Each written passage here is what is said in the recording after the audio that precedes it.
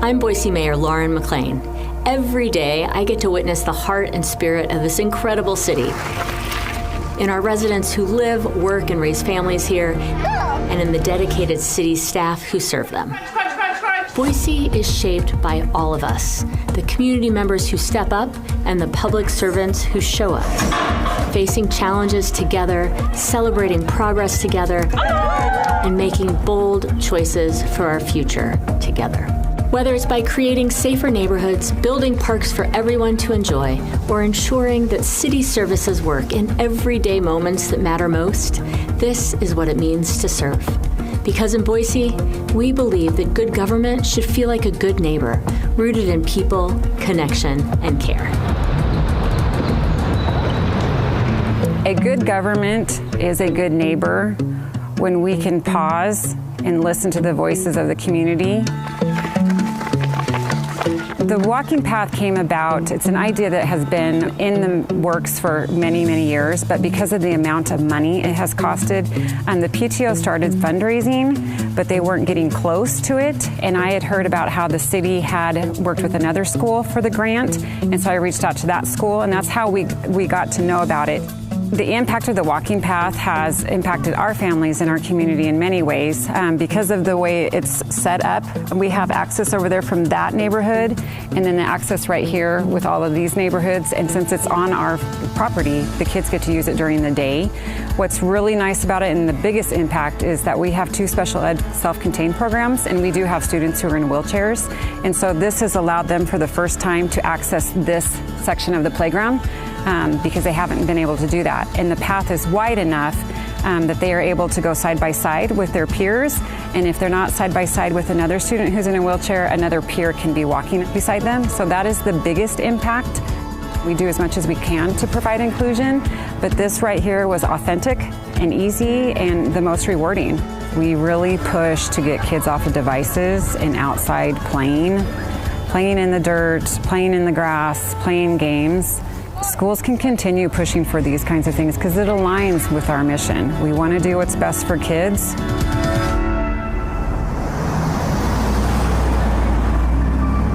Good government as a good neighbor, at first it makes me think like, what is a good neighbor to me? So that would be somebody that's, kind and helpful.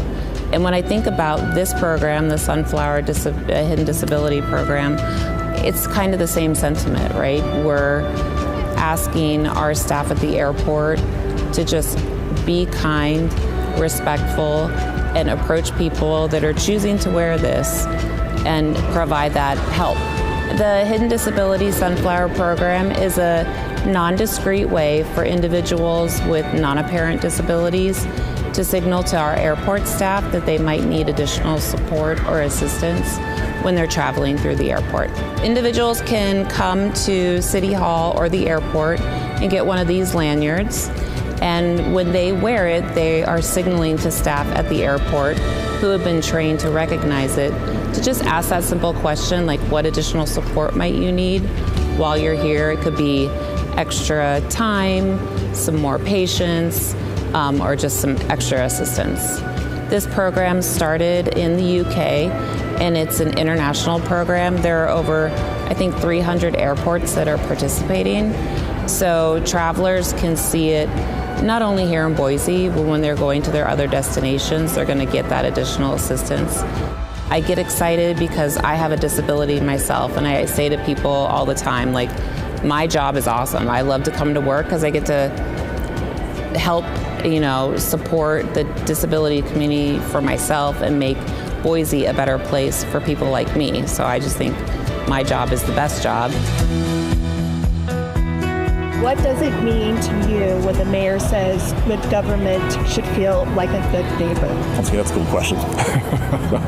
It truly makes me think back to the heart of why we do so much of this, and the certain values and we hold just to be a Boise. We're big enough to have resources to help, and we're small enough to still care.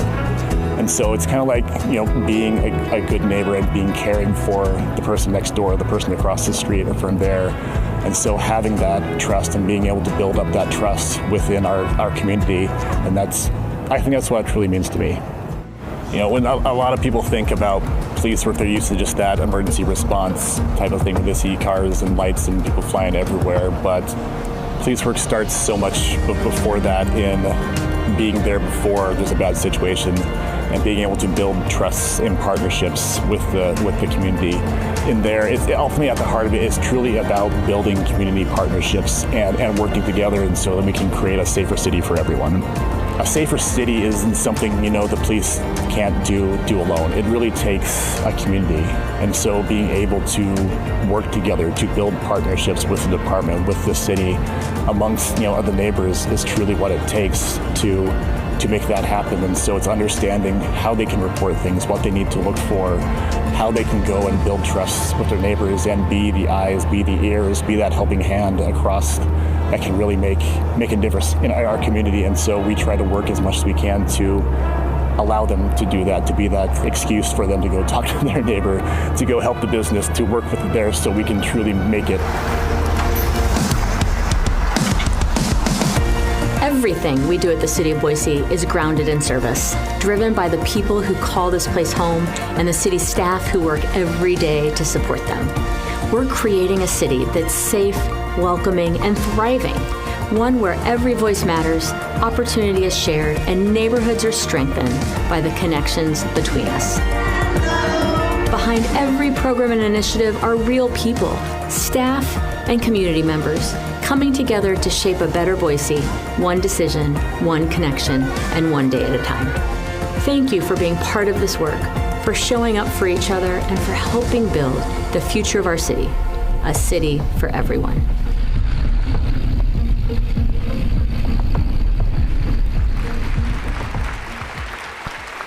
Please welcome to the stage Executive Vice President and Chief People Officer at Micron Technology and President of the Micron Foundation, April Arnzen.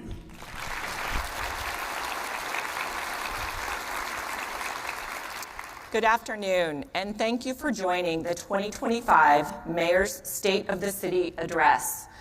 On behalf of the Boise Metro Chamber, we're grateful for our ongoing partnership with the Mayor and the City of Boise, so welcome to all of you.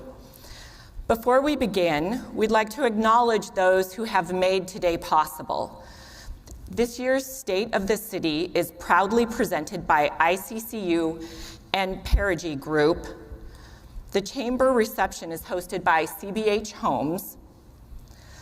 We'd like to thank our sponsors, Alquist, Albertsons, Excite, Gardner Group, J.R. Simplot Company, Micron, and St. Alphonsus. We're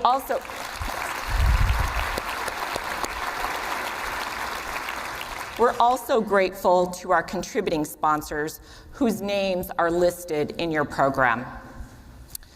Immediately following Mayor McLean's remarks is the Chamber reception out on the Grove Plaza until 7 p.m., hosted by CBH Homes. It is an honor to now introduce Boise Mayor Lauren McLean.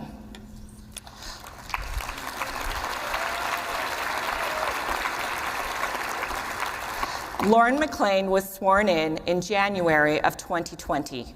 She is the 56th mayor of Boise and the first woman elected to the position in the city's 150-year history.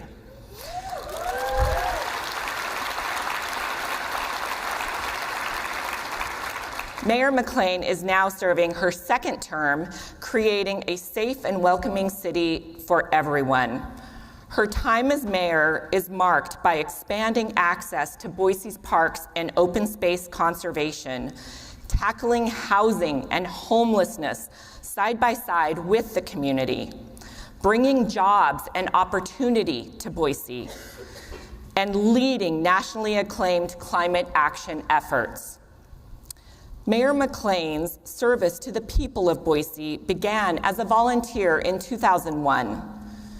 She led the historic Boise Foothills Open Space Levy campaign, and along with hundreds of other dedicated people, secured protections of thousands of acres in the foothills for future generations.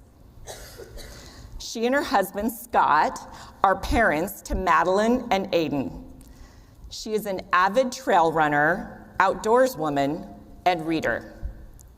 She and her family love to explore Idaho's beautiful backcountry by foot or by ski with their dog, Moose.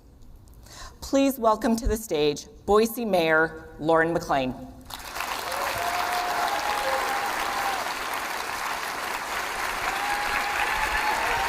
Thank you. Yes. Really very much. Appreciate it.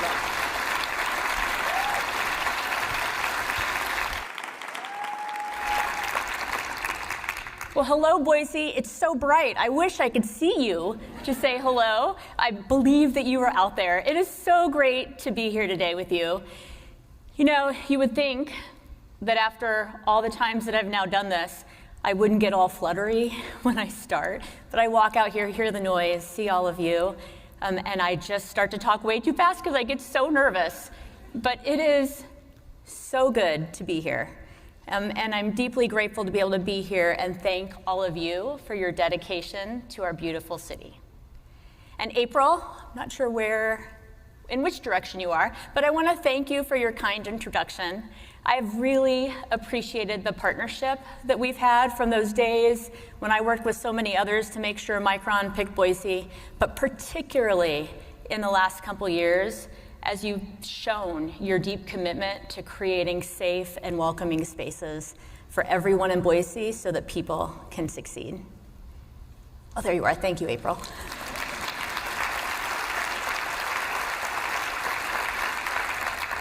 And to the Chamber, I want to thank everybody on the Chamber team that worked so hard to make today possible. And a special thanks to you, Bobby Joe. I deeply appreciate your leadership. And last month, Bobby Joe, Garrett Lofto, and Tommy Alquist convened all the Treasure Valley mayors right before the Chamber conference, brought us together to talk about ways that we can improve transportation for our growing region. And it's leadership like that, and that you show day in, day out, that I deeply appreciate. It's both visionary and active, and look forward to working with you and other mayors throughout this region and the business community at large to ensure that we have a prosperous future here in Boise and in the region.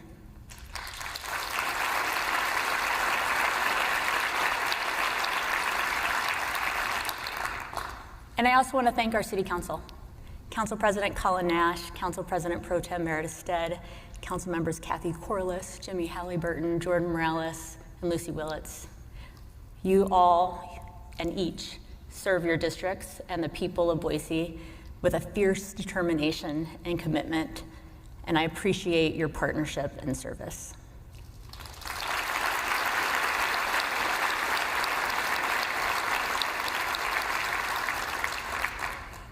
And I want to say a special thank you to our city employees. It's very meaningful to thank you this year. Those of you who are in the room, I see many of you, but even more are working. You're providing the programs and services that our community relies on. Our maintenance crews who keep our buildings clean and our parks vibrant, our public safety officers who show up in ways big and small to keep our city safe, our water renewal team and solid waste teams who keep our critical infrastructure running, and even the folks who greet each and every one of you if you walk into our city facilities, and there are so many more. You, our city employees, are the caretakers of our community, making sure that every day we are a safe and welcoming city for everyone. You're compassionate, you're creative public servants who show up day in and day out on nights and weekends dedicated to the work that you love. So Boise, when you see folks in Boise, City of Boise gear, I'm gonna ask you to please stop and say hi and thank them. And even better yet, tell them your favorite part about living here in Boise. Because in times like these, connections like that really matter.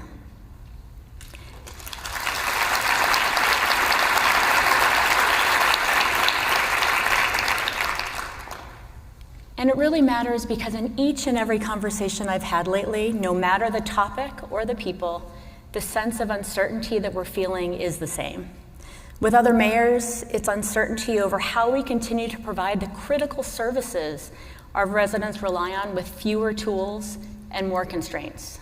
With business leaders, it's uncertainty over the economy and concern for your employees. with residents in every neighborhood throughout our city, uncertainty over what the future holds, angst over national division, and concern for monthly bills and retirement accounts. Yet, despite that uncertainty, I also hear a belief that we will get through it, because we must, because we always do, because we're Boise. And in tough times, we link arms to take care of each other and to move forward and through the tough times together. Someone recently asked me what it's like to lead in a time that doesn't seem to slow down, to have been a new mayor in COVID, now navigating a time of division, rapid growth, economic uncertainty, increasing community needs with fewer resources. And for me, the answer is simple. I focus on Boise. I learned it from Boise, really. I know that we get through these times by moving through them together, by remaining focused on our and on my North Star. For me, for Boise, that North Star, it's people. Caring for people. Ensuring we are a city for everyone. Protecting this place that we call home. My kids shared recently what it means to them to be from Boise. And Aiden drove in from college today, so he's gonna say, Mom, I didn't say that. But he wrote it to me. But Madeline's watching, and so she'll say, Mom, I didn't say that. You really did at some point. Madeline has said that our foothills and the Idaho mountains are in her bones. And Aiden tells me that when people ask what they should know about him, his answer is that he is forged by Boise. And I realize I'd say the same. From the moment I glimpsed the sun setting on the foothills as Scott and I landed in Boise, the hills called me in. And when I put on my running shoes to explore, it was the people of Boise who called me home. We got here 27 years ago, and from our first home, a teeny tiny apartment in Southeast Boise, we explored endlessly. We walked downtown alleys, the Greenbelt, newfound friends, now old friends, some of whom are here today, introduced me to trails that weren't really trails at the time, and we covered the expanse of foothills by foot, when you knew everyone out there, if you saw anyone at all, by name. Scott and I explored the Sawtooth and the White Clouds, and since that summer, we've backpacked in every year, even when I was pregnant and when our kids were babies. And when the kids were old enough, we started skiing in too. They've never missed a summer, and we try really hard not to miss a winter. When you're in the backcountry, you realize quickly the inherent tensions, the uncertainties, and the reality that you'll just have to get through whatever comes your way, because you must. At times it was really hard. The kids were babies. I mean, we were babies. And man, it was work to pack packs, to coax the kids in. In winter, charting your path through avalanche terrain, changing course if we had to. But the fresh air, the quiet beauty of Idaho's mountains and lakes, the still of winter wilderness pulled us closer and pulled us in. And over the years, I loved seeing the confidence and independence that my kids gained on these trips. And it did the same for me. Without knowing it, these experiences were preparing me for my time as mayor. We have seen so many challenges over the past 5 years, weathering a pandemic, addressing housing and growth, navigating economic and political change, keeping our city safe, and supporting our growing economy. And through all of this, I look to my North Star, to our North Star. Sometimes that North Star is literal. For centuries, sailors and explorers used the North Star for navigation. Other times, it's a point on a compass, or just knowing that no matter where you are in Boise, the foothills due north. More often, the North Star is a metaphor, the values guiding you through uncertainty. It's a point of focus and a tool to find your way home. In the backcountry, my North Star is true north. As mayor, my North Star is caring for people, grounded in my conviction that when we put people first, we create and sustain a city for everyone. So let me say this. We are focused. We know where we are headed. We are delivering the services you need: safety, parks and open space, clean air and water, vibrant neighborhoods. And we will do this together. Now, make no mistake, decisions are being made at the federal and state levels that impact the way we're able to serve residents and provide the opportunities and services that so many rely on. And while local government can rarely compete with or fully make up for state and federal government set on upending critical work, we can and we will do everything in our power to serve and protect Boise.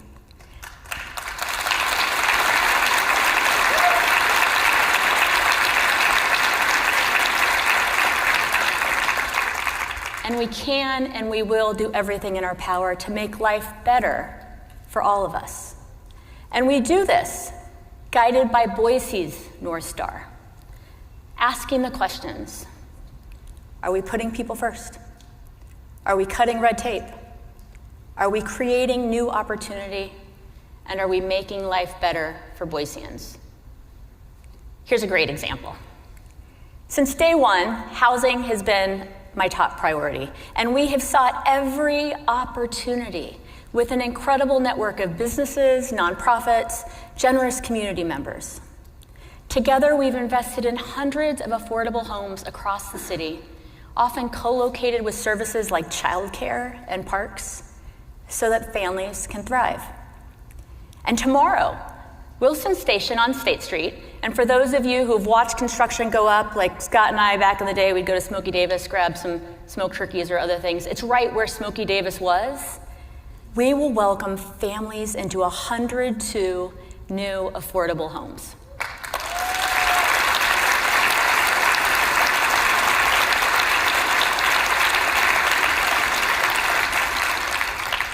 And later this year, Pacific Companies will also open 200 more homes on Denton Street over by St. Al's. I want to thank the Ada County Commission, Chairman Beck is here with us today, for joining us in this endeavor, and to Pacific Companies for continuing to respond to our call for public-private partnership to create homes that families can afford. Thank you.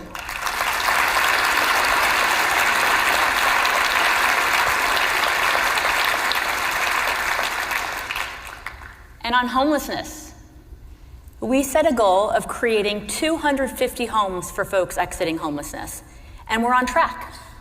Last year, I launched an innovative partnership with the Idaho Community Foundation, the Supportive Housing Investment Fund.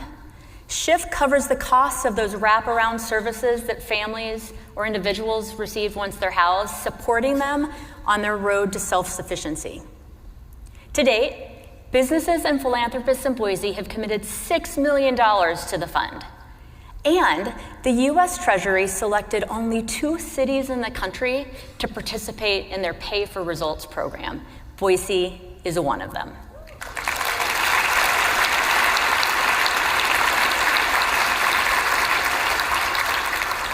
And what this means is that when we demonstrate that housing and those supportive wraparound services save our region money, which it does, the Treasury will invest that savings back into the fund up to another $6.5 million.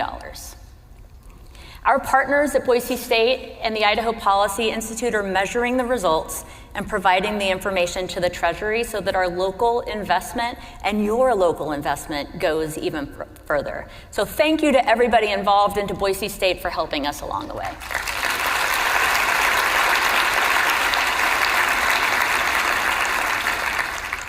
Earlier this week, Anderson Construction and the Pacific Companies hosted members of the SHIFT Blue Ribbon Committee to see Wilson Station and the power of partnership before it opens.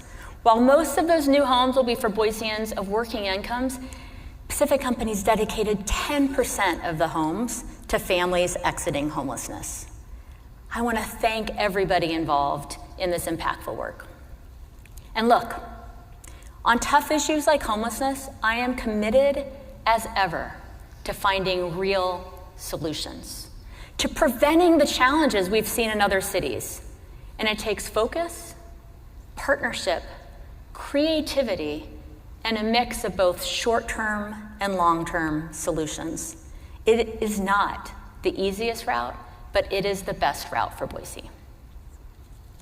Now, I've heard from many of you that the rising cost of living is impacting our employees, your employees. I feel it too at the City Hall. And I'm looking for more ways to address affordability.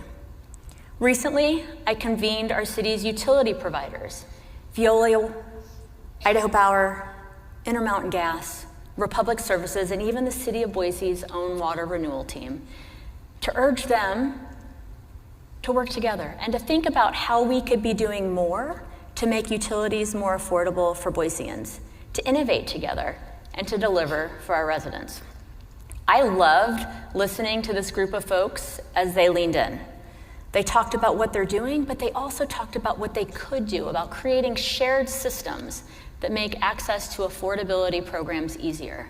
There are definitely challenges. There's uncertainty in federal funding sources, but I value their willingness to put people first and to cut red tape. Our team is already working with Veolia to establish one streamlined process for access to each of our affordability programs to make it easier for people to get the financial support that they need.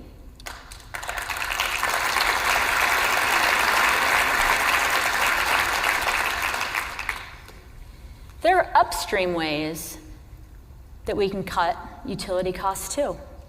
We've been working hand in hand with the Treasure Valley Canopy Network and our incredible network of neighborhood tree captains to double our tree canopy and cool our neighborhoods. We are on track to cover neighborhoods with shade, and we've added over 1,200 acres of tree canopy to Boise.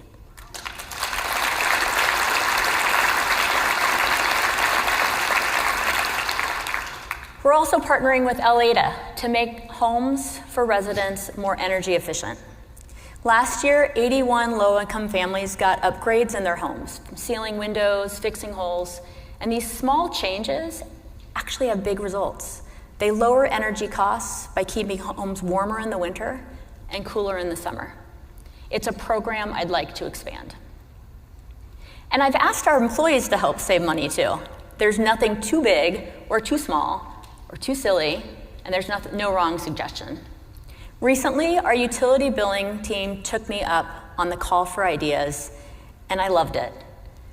Years ago, the City of Boise opted to pay for a Boise P.O. box so that when you send your utility check in, you're sending it to a Boise address. And then the city would pay a courier to collect that check and deliver it, actually put it back in the mail, and deliver it to the actual billing place that was not in Boise. And our staff suggested that if we were okay going without a Boise P.O. box for billing, we could save money. And I said, of course, like that's a no-brainer. And I thanked them for saving taxpayer money. $30,000 a year saved in the city's budget. Ideas like these add up. And I'm gonna keep encouraging our team to look for ways to do this so that we can put our dollars where it matters most.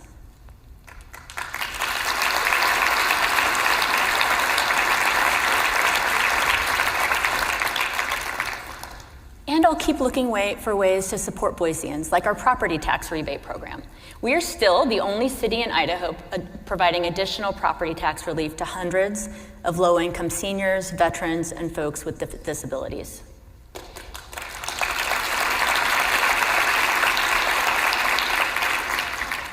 In fact, it's been so successful that 92% of the folks that qualify for this have applied.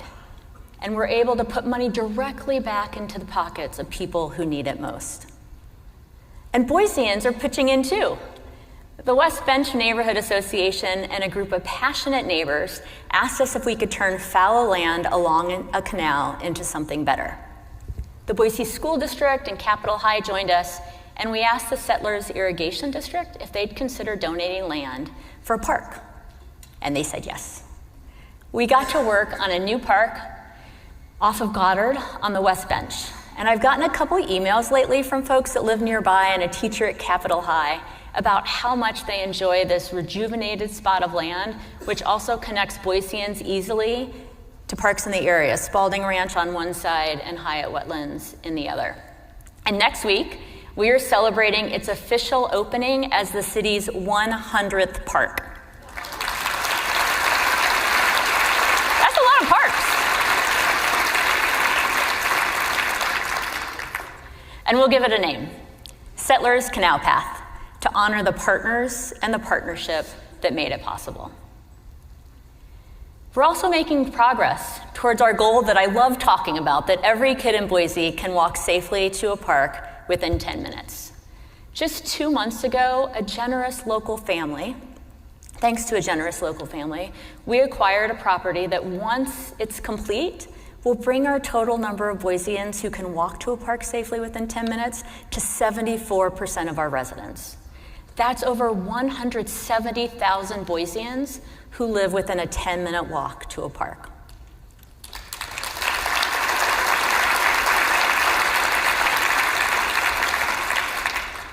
This is a great example of Boiseans working with us for Boise.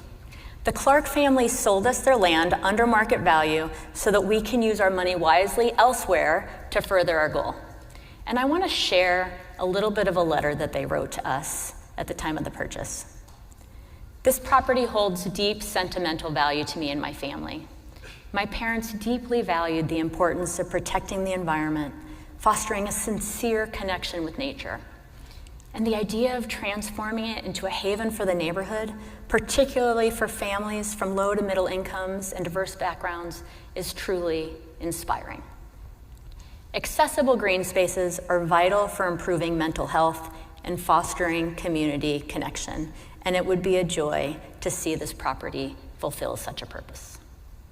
And this is Boise's North Star at work. I want to thank the Clark family for your generosity. And speaking of connections, we have a lot going on at the Boise airport. So last year, a record high of nearly 5 million passengers traveled to and from Boise. We were so hopeful. Rebecca's here. I was so hopeful we'd hit 5 million and balloons would drop on that person or something. She told me that doesn't happen. But wouldn't that be fun? Because we will hit 5 million this year. Because we are ahead of those numbers this year and expect them to continue to grow. The airport's a gateway to Boise, and for many, it's their first impression of our beautiful city. First impressions are important, so we're being intentional about the airport's infrastructure and amenities. If you've driven by or traveled through recently, you'll notice there's a lot of construction. Some of the immediate renovations are making room for more local restaurants and shops, creating new locations and opportunities for local business. We're going to share Boise's unique character as soon as passengers step off that plane. We're updating our airport's area of impact to protect the ability to build additional runways into the future. And in the next phase of construction, we'll be building Concourse A. Have you ever wondered or ever noticed that we just use B and C? Well, when Concourse A is complete, you'll exit security, head right, and there will be a new concourse to catch your flight. With all this construction, we've also created an opportunity for Idaho artists. It's the city's most visited building, and we cannot miss the chance to showcase our unique culture and history. We will select 2 Idaho artists and reveal their work next year at the airport's 100th anniversary celebration.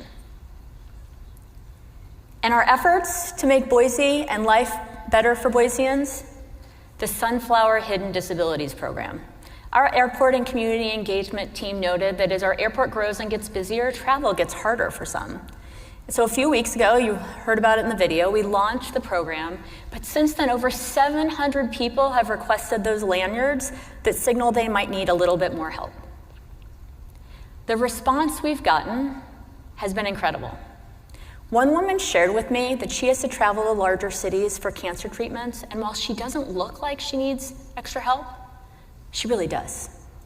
Another resident reached out as a caregiver, deeply grateful that during these times of kind of stress at the airport, that now there's a way to signal that she and the person she's caring for could use a little bit more help too. These are great reminders that what might seem like a small change to some make a really big difference to others.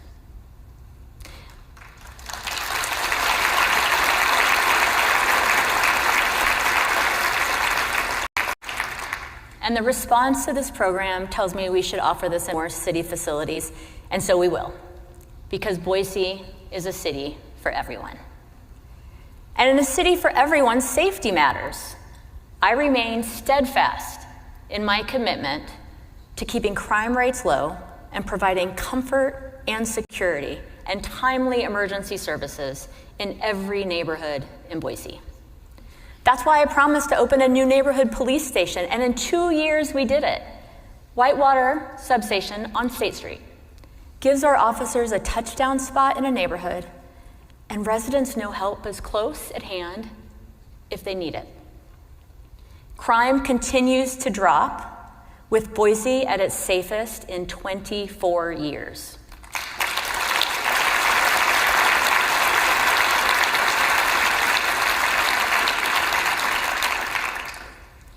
Last fall, we welcomed a new police chief to Boise, Chief Chris Dennison. One of the first things I asked him to do was to look at traffic enforcement. We'd seen too many traffic-related injuries and fatalities, particularly involving bikes and pedestrians. And in nearly every community meeting I was holding, folks were asking me to make our streets safer. Chris took that to heart. And this year, we've seen a 23% increase in traffic stops so far. And as you can see, I like to measure things. We're using data to determine the investments that our police department needs to keep our city safe and welcoming. Based on the chief's recommendations and the data, I'm working with our city council to explore ways we can add 6 new officers to our police force. And next month, we'll open Fire Station 13 in Northwest Boise, a promise I made a few short years ago. When it opens, over 12,000 more Boiseans will be within a 5-minute response time radius. And it'll provide something new too. For the first time in Boise, a fire station will have a touchdown spot for police officers and a place to house the equipment we need to fight wildland and brush fires. It's being built for the future because the investments that we make now need to stand the test of time. This fully electric fire station with solar panels takes advantage of clean energy sources, lowering taxpayers' long-term energy costs, keeping taxpayer dollars working smarter. We're electrifying all of our city buildings for that reason. Fire stations, libraries, the airport, and we are on track to meet our city goal of 100% clean energy by 2030.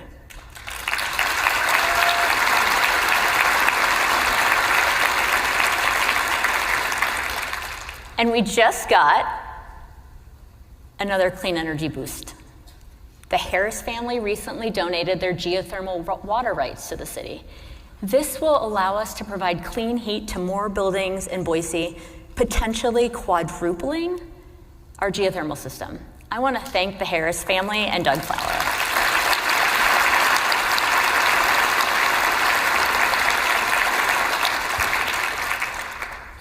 Smart investments in neighborhoods, parks, emergency services, and infrastructure make our city more vibrant and our economy thrive. And the numbers show it. Boise sits at a 3.1% unemployment rate, well below the national average and second lowest in the West among cities of similar size. Last year, we added over 7,000 new jobs, 1,700 more than the year before, an increase of about 5%. And in the first quarter of this year, we've added another 1,400 new jobs. While we can't know everything the future holds, I want to be clear. Our local economy is in a strong position, providing a foundation of certainty in challenging times. And by making smart investments, supporting our business community, and preparing for the future, I'm determined to keep it that way.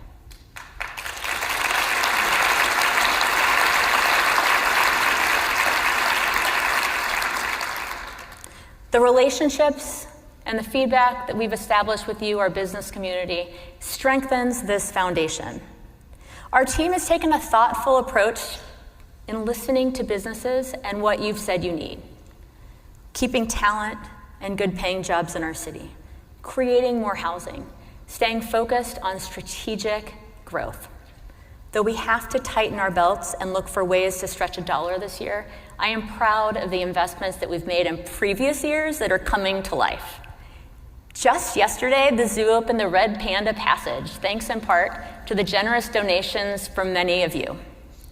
In the last year, our Parks and Rec department opened 5 parks and upgrades and completed a staircase, 103 steps, connecting Ann Morrison Park to the neighborhood above it. And we'll open our 101st park this summer, Kaisho Corner, in the heart of downtown, just in time for High Aldi.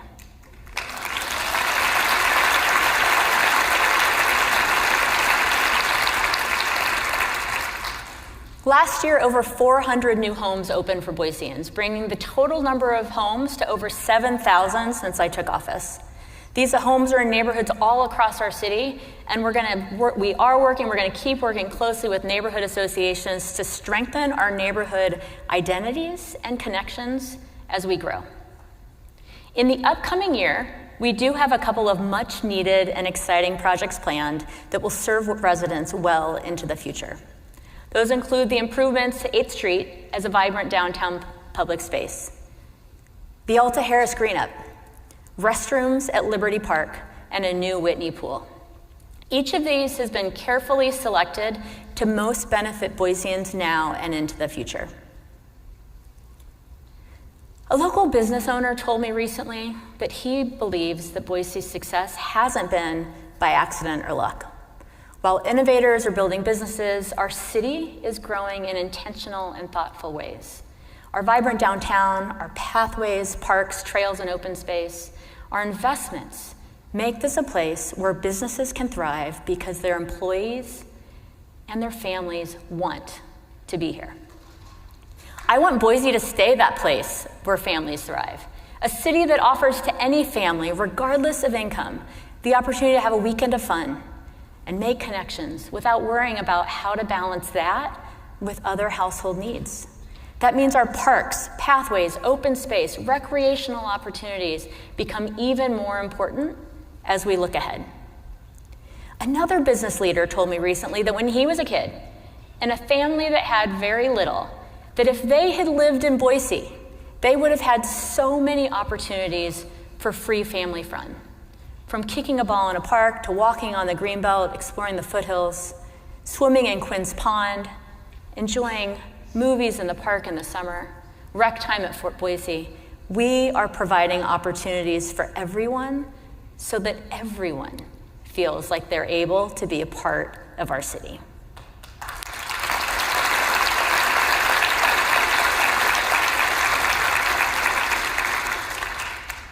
The amenities and really the neighborhoods that have made Boise Boise create safe places for our kids to play and grow. They bring us together in certain and steadfast commitment to each other and to our city. And while we are experiencing growing pains, and there are real challenges right now for our residents, we are working hard on housing affordability, transportation, seeking to preserve the beautiful Boise way of life and creating a city for everyone. My kids knew this Boise, they know this Boise, and I am resolved that their kids will too. That when our grandkids are asked what should be known about them, they'll still answer that they were forged by Boise, the places they explored, the people who cared for them along the way. In times like these, when there are so many who seek to divide, we have a choice. We can succumb to the division or do what we have always done. Come together to care for each other and for this city. I am inspired every day to see Boiseans choose this approach. Thank you for the opportunity to travel this path with you. It's an honor and a privilege for which I'm deeply, deeply grateful. Here's to each and every one of you and to the special city of Boise to the work we are doing together to ensure that Boise continues to call each of us and our kids and grandkids home. Thank you.